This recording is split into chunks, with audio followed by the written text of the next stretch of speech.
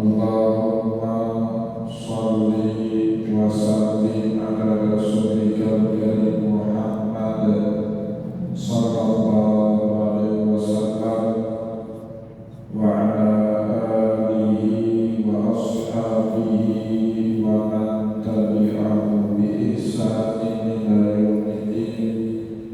Summa amma ba'du.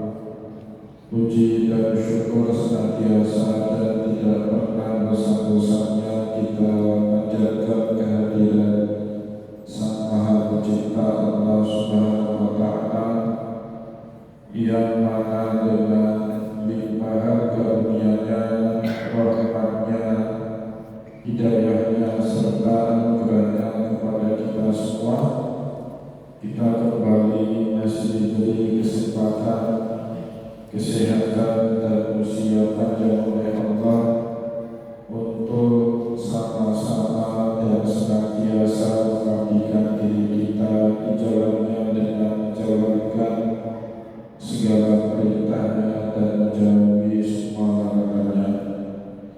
Salawat dan salam juga tidak pernah lupa pula kita aturkan kepada junjungan alam Nabi besar Muhammad sallallahu alaihi wasallam,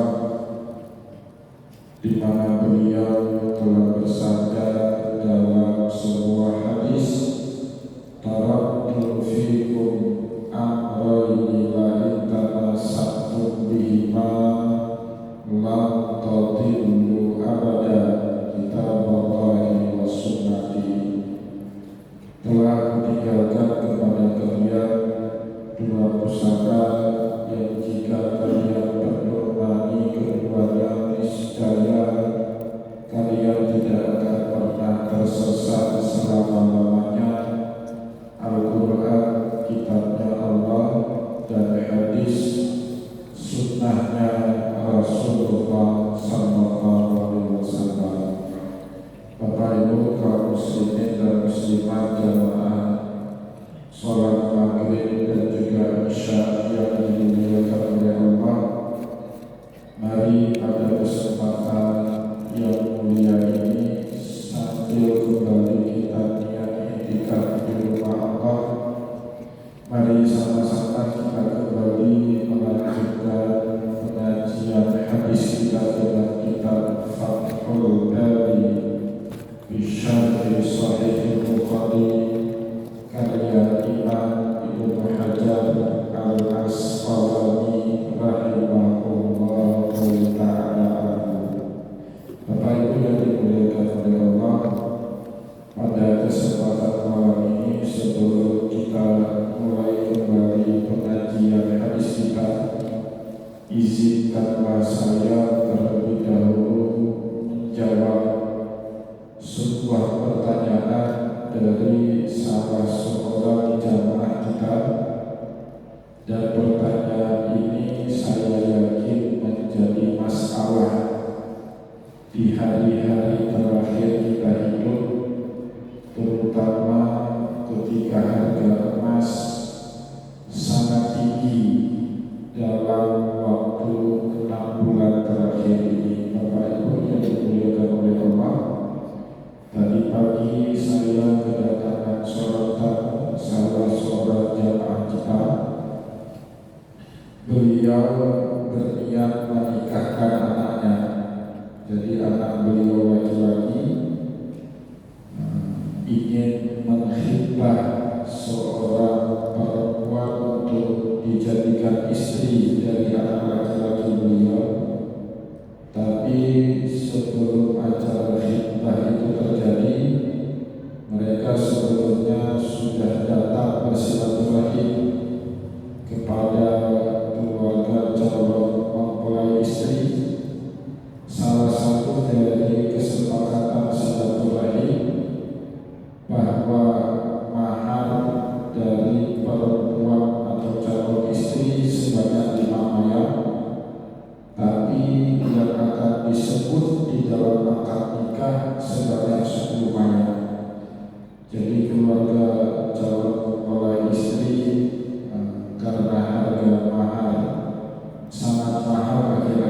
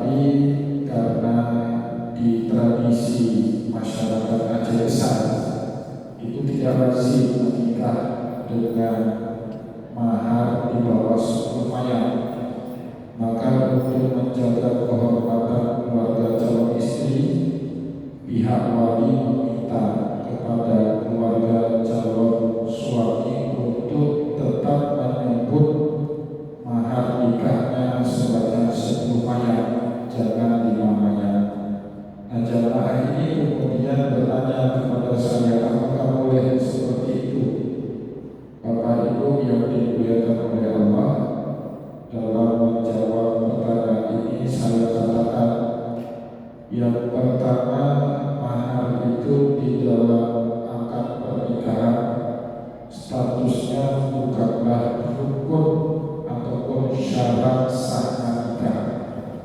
Jadi sekali lagi mahar itu bukan seperti sirah ijab kabul atau mempelai laki-laki dan perempuan atau seorang wali karena menikah.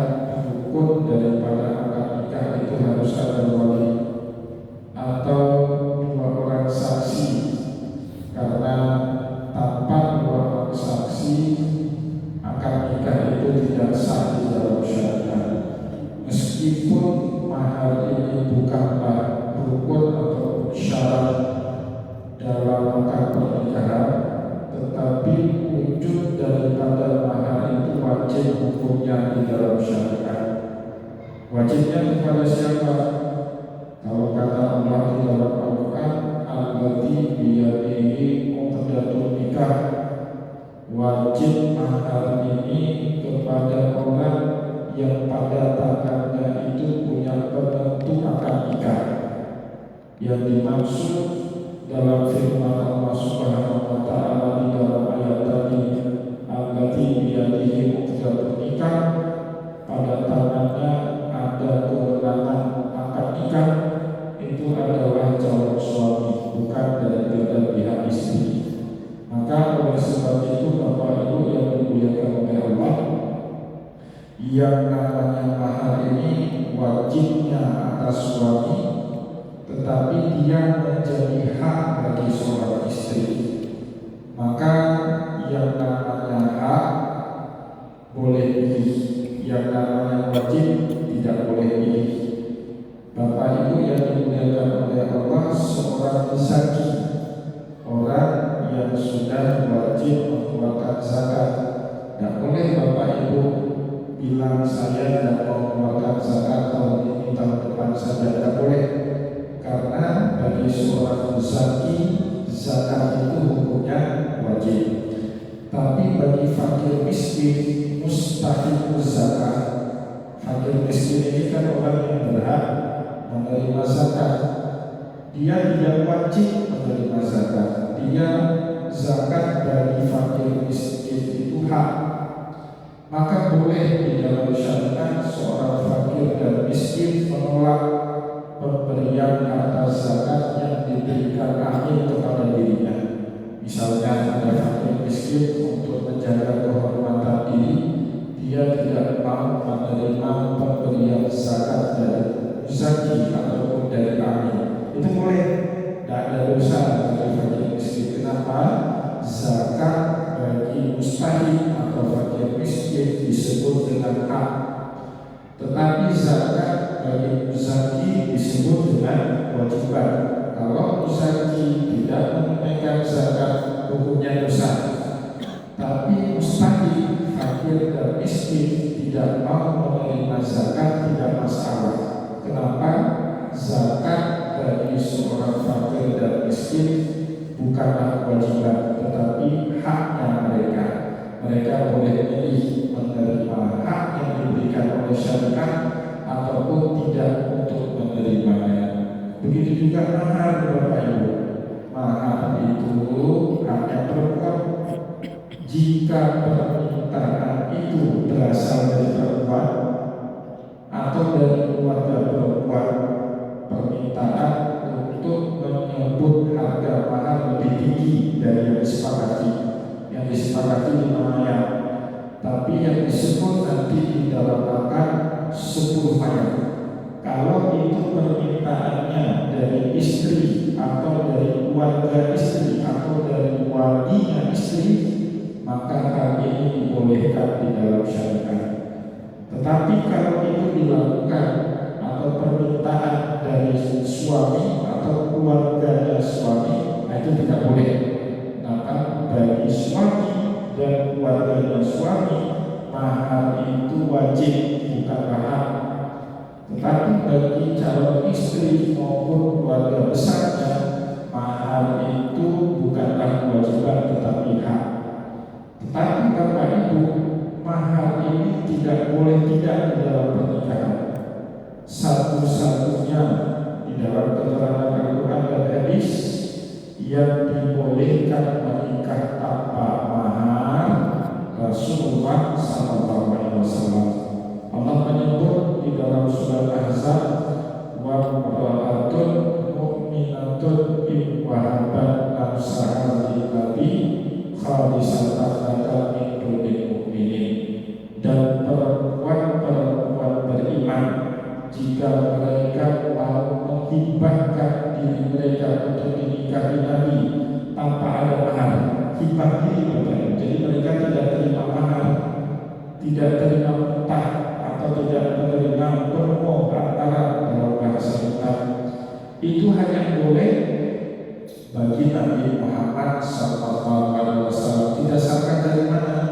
Di akhir dari firman Allah tadi, khalisatan laka min dunil mu'minin. Status perempuan yang menghibahkan dirinya tanpa ada pakai mahar hanya boleh kepada kaum Muhammad, tanpa kepada kaum muslimin yang lain. Oleh sebab itu, Bapak Ibu yang dimuliakan oleh Allah, Rasulullah Sallallahu Alaihi Wasallam pernah satu hari saat datang perempuan menawarkan dirinya untuk dinikahi oleh Nabi, tapi Rasulullah Sallallahu Alaihi Wasallam saat itu menolak karena Rasulullah merasa istri-istrinya ini sudah cukup dan tidak ada satu kepentingan syariat untuk Nabi menikahi perempuan tersebut.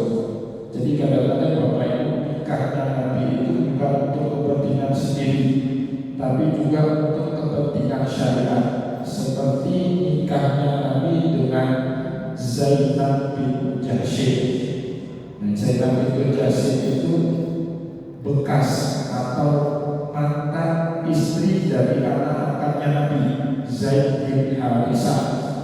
Allah Subhanahu wa Ta'ala ingin mengatakan tabani atau pengadopsian anak itu tidak ada dalam Islam. Kalau pengadopsian anak itu ada dalam Islam, maka Rasulullah SAW tidak boleh menikahi istri ataupun mantan dari istri anak-anaknya. Untuk kepentingan itulah Allah Subhanahu wa Ta'ala kemudian berkata dalam surat Al-Ahzab, zawwajna kaha likaila yakuna alal mu'minina harajun fi azwaji adiyaihim. Kami nikahkan kamu Muhammad dengan Zainab bintu Jahsy supaya tidak ada beban dosa kepada kaum mukminin di suatu hari nanti kalau mereka mau menikahi istri dari anak angkat mereka. Tidak ada larangan itu dalam syariat. Jadi nikahnya Nabi Muhammad dengan Zainab bintu Jahsy itu bukan kepentingan Nabi, bukan keinginan Allah untuk memberikan contoh kepada umat dalam syariat. Itu juga nikah Nabi Muhammad dengan Sofiyah binti Huyai bin Akhtab, wanita Yahudi, putrinya pendeta Yahudi Madinah Huyai bin Akhtab. Nikah Nabi Muhammad agamanya Sofiyah saat nikah itu Yahudi. Baru nanti setelah menikah dengan Nabi, Sofiyah masuk menjadi umat Islam, menjadi wanita muslimah. Tujuan Nabi Muhammad menikahi Sofiyah untuk menerangkan kepada kita umat bahwasanya wanita ahli kitab itu bagi seorang muslim laki-laki boleh untuk dinikahi. Bapak Ibu yang dimuliakan oleh Allah, jadi pernah suatu hari datang seorang perempuan menawarkan dirinya kepada Nabi untuk dinikahi, tapi Rasulullah SAW karena pada saat itu tidak ada kepentingan untuk menikahi perempuan itu, Rasulullah bertanya kepada perempuan tadi, apakah dia mau seandainya Rasulullah SAW mencarikan seorang laki-laki untuk menjadi suami dirimu. Perempuan ini pun menerima tawaran Nabi. Maka kemudian Rasulullah menunjuk seorang pemuda untuk menikah dengan perempuan ini. Pemuda ini setuju, perempuan ini juga setuju, tapi anak muda ini gak ada mahar, gak ada harta.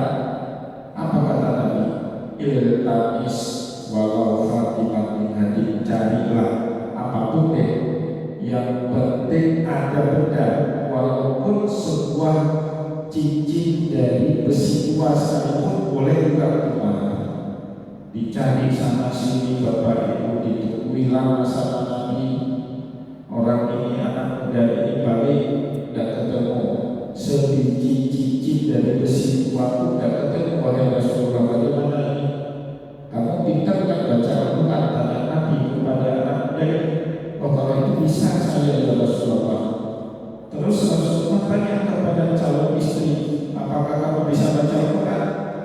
Ternyata perempuan ini belum lancar membaca Al-Quran. Nabi Muhammad SAW minta anak muda ini mengajarkan cara baca Al-Quran kepada calon istrinya, dan kemudian itu dijadikan oleh Rasulullah SAW mahar dalam pernikahan pemuda-pemudi tadi. Apa kata Nabi?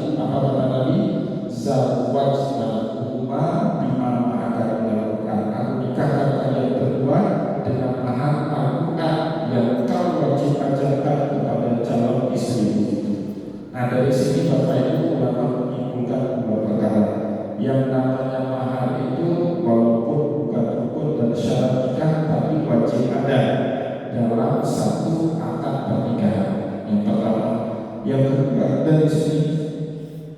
kedua dari sini disebutkan para ulama, yang namanya mahar itu tidak harus selalu dalam bentuk benda, harta, emas, perak, uang, antar, tetapi yang namanya mahar juga bisa dalam bentuk jasa.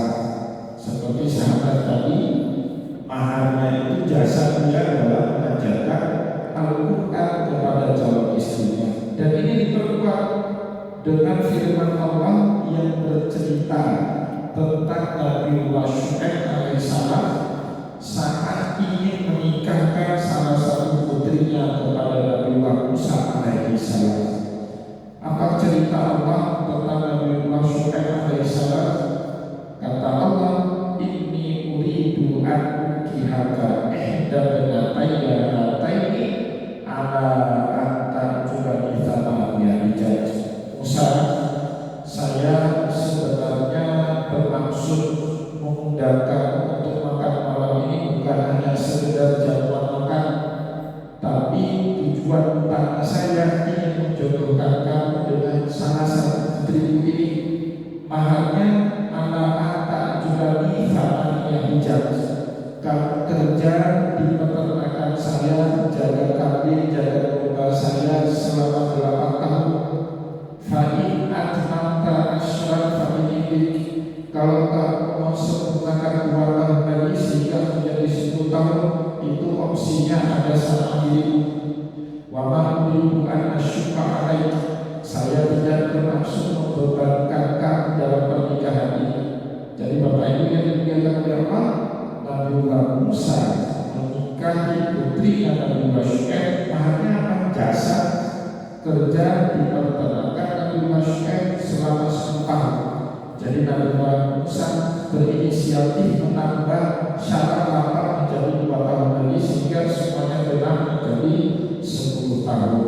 Jadi bapak-bapak misalnya punya toko, gak ada yang jaga, ternyata ada satu anak muda orangnya jujur, kemudian anak muda ini kita tunangkan, kita jodohkan sama putri kita, maharnya apa? Jaga toko seumur hidup. Itu boleh dalam syariat, boleh. Tapi menurut Anda, kalau orang Aceh kan kalau bukan emas ulang teh, nah jadi kawin. Ini di dalam syariat diakui juga, bukan syariat tidak mengakui ada istiadat setempat.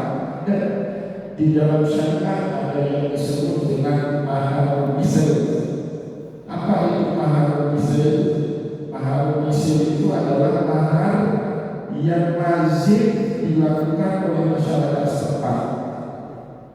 Orang Aceh Raya biasanya maharnya Bapak Ibu kisaran 10 sampai 15 mayat. Atau jika ada anak perempuan, ukuran mahar misalnya adalah bagaimana dulu kakaknya kawin. Kalau kakaknya kawin dulu 13 mayat, kurang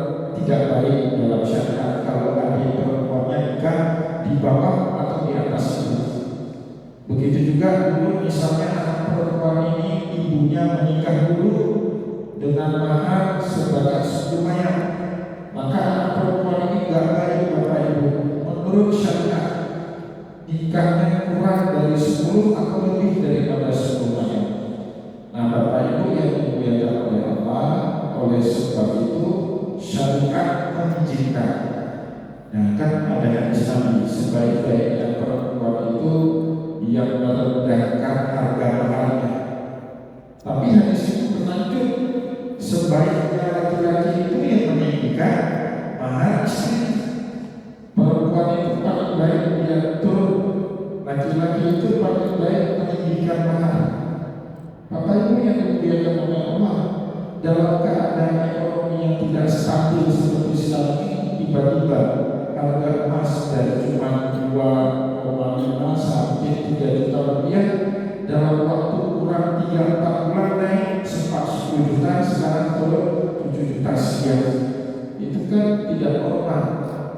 Maka sangat wajar jika ada perempuan yang mau mengamalkan hadis Nabi, dia menurunkan harga maharnya, tapi untuk melindungi kehormatan dirinya, keluarganya, dia meminta kepada calon pihak suami untuk menyebutnya di dalam akad nikah itu sebanyak 10 mayat. Nah, Bapak Ibu yang dimuliakan oleh Allah, di dalam ilmu fikih bahkan penyebutan mahar di dalam akad nikah tidak menjadi rukun dan syarat. Jadi kalau tidak disebut pun jumlah maharnya tidak masalah. Nggak sebut dengan mahar 10 mayat emas, nggak usah itu. Cuma saya nikahkan putri saya Fulana binti Fulana kepada kamu. Nah, kita jawab, saya terima nikahnya anak bapak Fulana binti Fulana kepada saya. Itu sudah sah nikahnya tanpa harus menyebut mahar. Tetapi Bapak Ibu ada kebiasaan di tempat kita, mahar itu tetap disebut. Maka oleh sebut sebab itu tidak apa-apa, sebut saja mahar dengan angka yang disepakati. Walaupun mahar yang sesungguhnya kesepakatannya di bawah harga mahar yang disebut di dalam akad nikah, itu diizinkan dalam syariat. Insya Allah kalau bapak-bapak, ibu-ibu nanti menikahkan anak bapak ibu dalam waktu dekat, kebaiknya jangan pihak laki-laki yang menyebut, jangan pihak laki-laki, tetapi dia pihak perempuan. Kenapa? Itu mahar haknya perempuan. Dan baiknya lagi, nanti kan ada 2 saksi. Ya, siapa yang menyampaikan ini kepada 2 saksi? Itu jangan pihak perempuan. Bapak Ibu sebagai wali dari perempuan sampaikan saja kepada penghulu. Orang penghulu itu sudah dilatih Bapak Ibu menghadapi keadaan-keadaan seperti ini. Maka saya kasih contoh satu ilmu dalam ilmunya kepenghulan Bapak Ibu.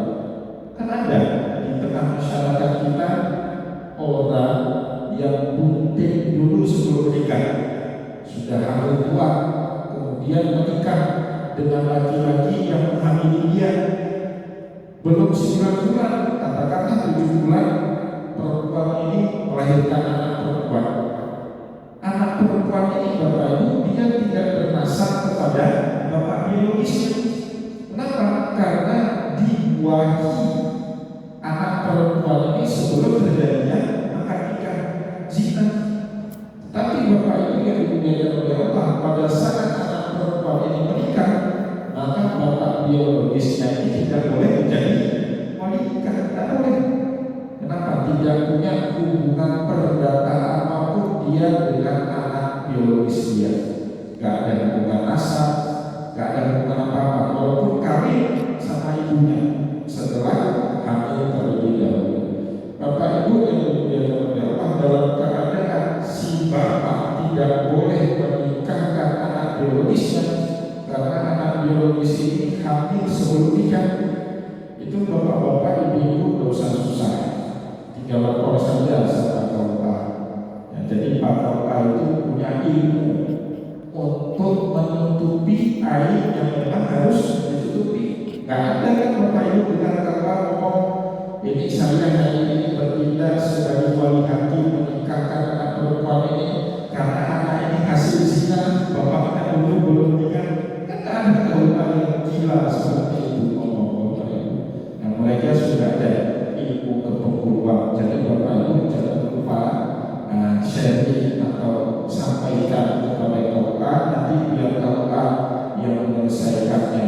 Tentu KUA itu sudah punya jam terbang untuk mengatasi masalah seperti ini. Bapak Ibu yang dimuliakan oleh Allah, semoga apa yang telah kita sampaikan tadi bermanfaat untuk menjadi ilmu bagi kita jika menghadapi situasi-situasi seperti yang kita ceritakan tadi.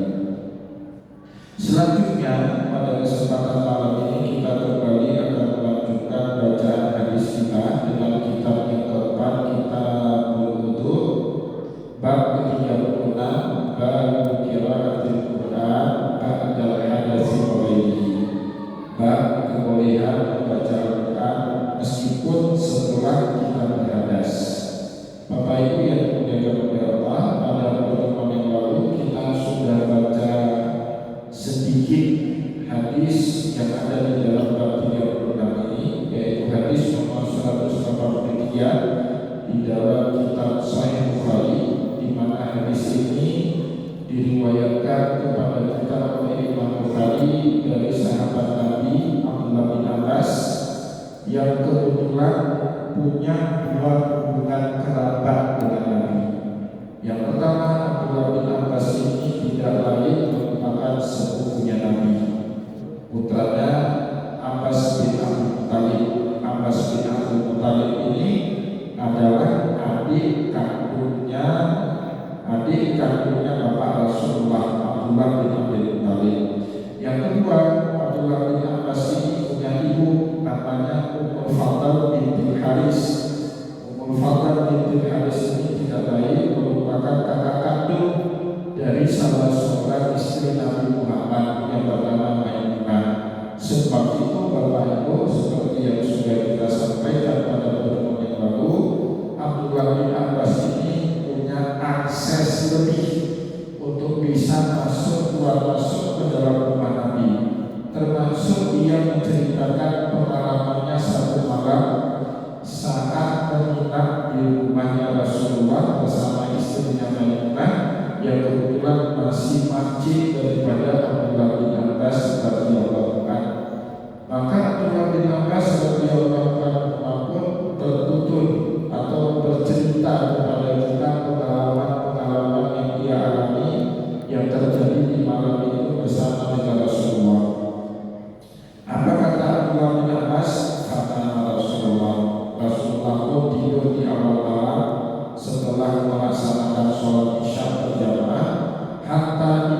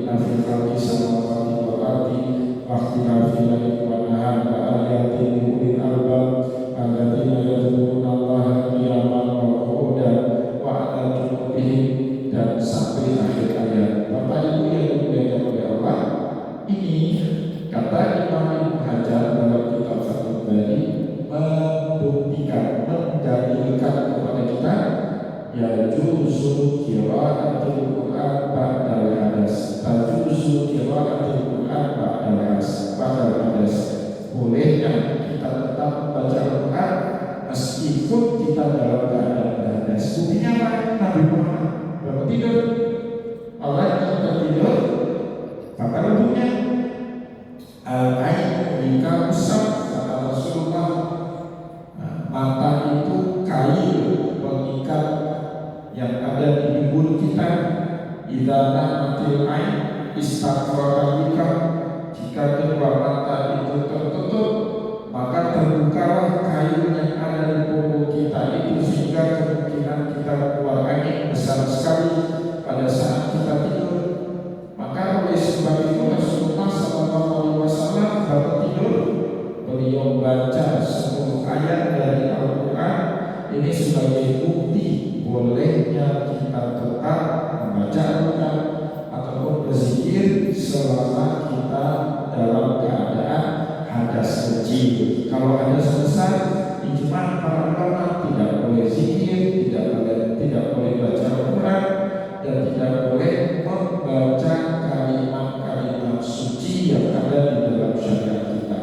Zikir, tasbih, tahmid, takbir, hauqalah, la haula wala quwata, itu kalau dalam keadaan hadas besar tidak boleh. Tapi dalam hadas kecil boleh. Buktinya apa? Nabi Muhammad bangun, beliau baca Al-Quran. Sebagaimana boleh baca Al-Quran, juga boleh zikir-zikir yang lain.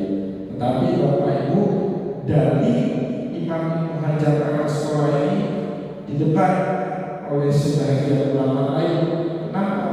Karena Rasulullah pernah berkata pada saat ditanya sama para sahabat, ya Rasulullah, Anda sholat malam panjang-panjang, apakah Anda tidak tidur?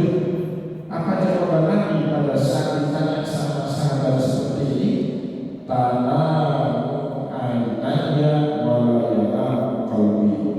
Dua mata saya terlihat tidur, terlihat terpejam, tetapi hati dan pikiran saya tidak pernah tidur. Rasulullah tidak tidur malam, maka tak boleh kita menjadikan ini dari karena Rasulullah yang terpejam dua mata, tapi hati dan pikirannya tidak pernah berhenti mengingat Allah. Jadi sebenarnya Rasulullah tidak pernah tidur gimana ini? Nah, Bapak Ibu yang kemudian apa?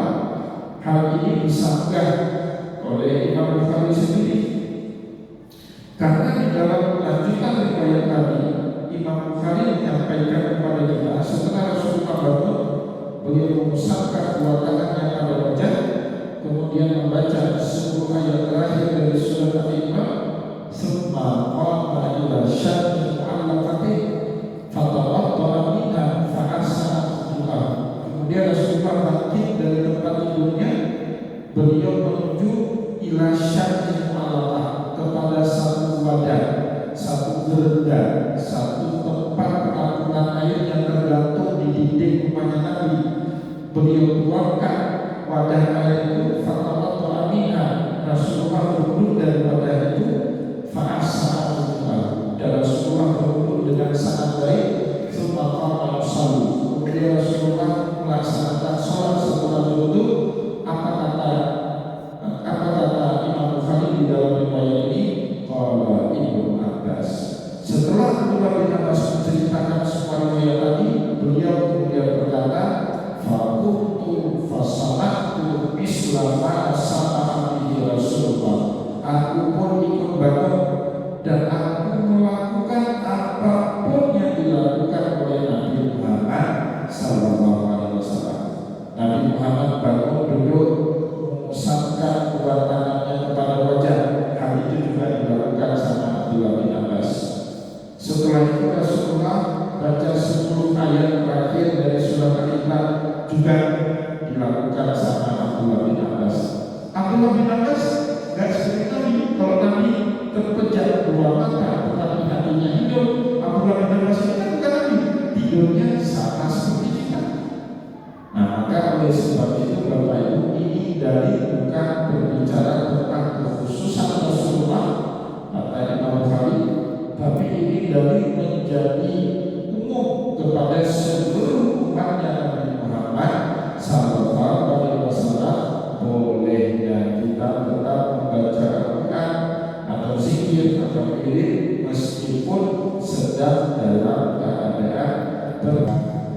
disampaikan kepada kita oleh Imam Bukhari melalui riwayat hadis nomor 183 tadi. Summa zahabtu faqutu ila jambi. Kemudian Abdullah bin Abbas menceritakan, aku pun pergi sholat berdiri di samping kanannya Rasulullah. Fawadha'a yadahu yumna ala ra'si. Tiba-tiba Rasulullah meletakkan tangan kanannya di atas kepalaku. Wa akhadha bi uzuni yumna yaftiha. Kemudian beliau tarik kupingku sebelah kanan. Jadi Abdullah bin Abbas berdiri di samping Abdullah bin Abbas berdiri di samping kirinya Rasulullah, ya. Berdiri sholat di samping kirinya Rasulullah. Kemudian tangan Nabi Muhammad menjewer atau di kepalanya Abdullah bin Abbas, dia tarik, kemudian diletakkan ke sebelah kanannya Nabi Muhammad SAW. Jadi selalu saya bilang, barokahnya sahabat bersalah menjadi ilmu bagi kita umat. Kalau hari itu Abdullah bin Abbas gak salah posisi diri, boleh jadi hari ini kalau kita sholat berjamaah dua, kita berdirinya sebelah kiri imam atau di belakang imam.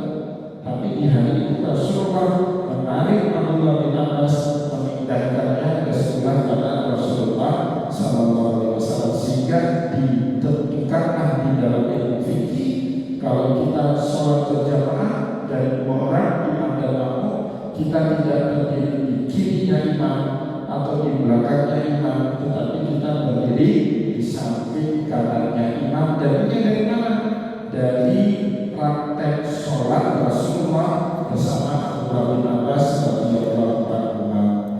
Fasolat katain. Malam itu Rasulullah mula-mulanya sholat 2 rakaat, semalam katain, kemudian sambung 2 rakaat lagi 4 rakaat, semalam katain, kemudian sambung lagi 2 rakaat 4 rakaat, semalam katain, kemudian sambung lagi 2 rakaat lagi, semalam katain, sambung lagi 2 rakaat lagi 10 rakaat, semalam katain, sambung lagi 2 rakaat lagi 12 rakaat. Semalam Rasulullah SAW kemudian ditutup dengan 1 rakaat witir. Dari sini Bapak Ibu, para ulama menyimpulkan witir itu minimal 1 rakaat. Boleh. Nah, Rasulullah pernah sholat witir 1 rakaat. Ya. Jadi sebanyak-banyaknya witir itu 11 rakaat. Minimal dari sholat witir itu yang 1 rakaat. Boleh. Kenapa? Rasulullah pernah melakukan hal tersebut. Sunat dojanah hatta ada muazzin. Kemudian setelah sholat sepanjang malam itu, dojanah hatta ada muazzin. Rasulullah SAW kembali berbaring sampai datang muazzin memandangkan azan subuh. Faqama shalla raka'ataini khafifatain. Saat muazzin memandangkan azan subuh, Rasulullah SAW kembali bangun. Beliau sholat 2 rakaat yang ringan, itu 2 rakaat rakaat fajar yang dikatakan oleh Nabi di dalam hadis, raka'atain fajri ahabbu minad dunya wa ma fiha. 2 rakaat fajar itu lebih baik daripada dunia dengan apa yang ada di isinya. Nah, jadi Rasulullah sunnahnya tidur. Setelah sholat tahajud beliau tidur, kemudian beliau bangun kembali untuk melaksanakan sholat subuh, dan sebelum itu beliau melakukan sholat 2 rakaat fajar. Nah, baiknya seperti itu. Tapi kalau bapak ibu setelah tahajud tidur bangun sholat subuhnya jam 8 pagi, tidak usah paksa. Kita tidak sekuat Nabi dalam beribadah. Ya, bangun aja kalau sekarang bangun jam 4.30, persiapan subuh jam 5.20 kita langsung setelah tahajud, setelah witir kita langsung bisa melaksanakan sholat subuh berjamaah. Tsumma kharaja fa shalla subha. Lalu kemudian Rasulullah SAW keluar dari kamarnya dan mengerjakan sholat subuh berjamaah bersama dengan para sahabat. Bapak Ibu yang dimuliakan oleh Allah, semoga apa yang telah kita sampaikan